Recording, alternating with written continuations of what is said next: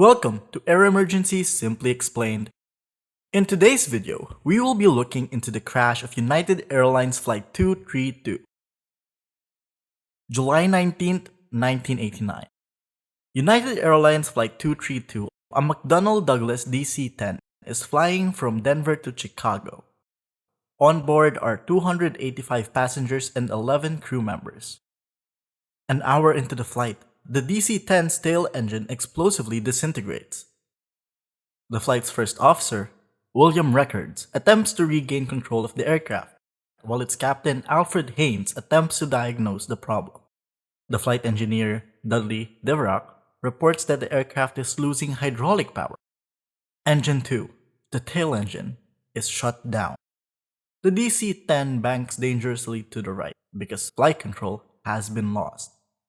The pilot attempts to fly the aircraft using asymmetric thrust. Power is increased on the number 3 or the right wing engine, resulting in the right wing rising. The pilots eventually manage to get their aircraft more or less leveled. However, with no hydraulics, the aircraft enters a phugoid cycle. As the aircraft climbs, its speed decreases. The decrease in speed causes the aircraft to descend. The descent then causes airspeed to increase. The increased airspeed causes the DC-10 to climb again, and the cycle repeats. The pilots declare an emergency and requests vectors to the nearest airport. Flight 232 is vectored to Sioux City, Iowa. To reach Sioux City, Flight 232 has to make a left turn. However, the aircraft seems to want to keep turning to the right.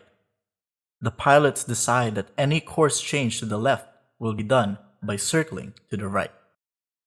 Thrust asymmetry is carefully adjusted in order to make the aircraft turn. At this time, Sioux City is approximately still 40 miles away, and Flight 232 is losing altitude fast. A Czech pilot, Captain Dennis Fitch, who is flying as a passenger, offers to help the pilots. Captain Fitch is assigned to control the throttle. Flight 232 manages to reach Sioux City.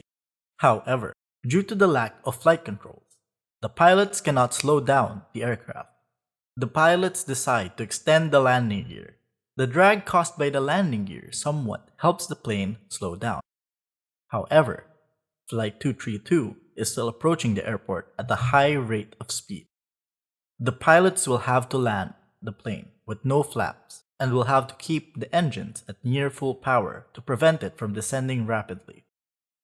Less than 100 feet from the ground, DC-10 pitches down, further increasing the already high airspeed.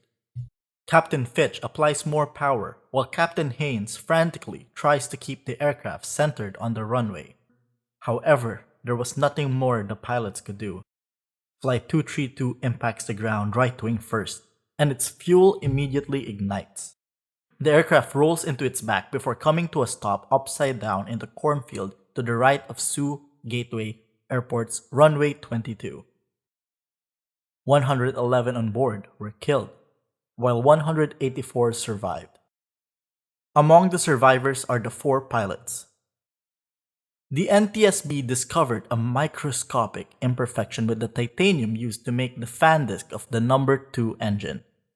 The imperfection developed into a crack that grew slowly over the course of 17 years. The location of the crack made it very difficult to detect. The disintegration of the fan disc led to the rupture of the aircraft's 3 hydraulic lines. In response to the accident, the NTSB recommended better inspection for engine fan discs. Valves have also been added into the DC-10's hydraulic lines so that parts of the hydraulic lines could be sealed in the event of a rupture. The pilots of United Airlines Flight 232 were awarded the Polaris Award in 1990 and all returned to flight status within a year.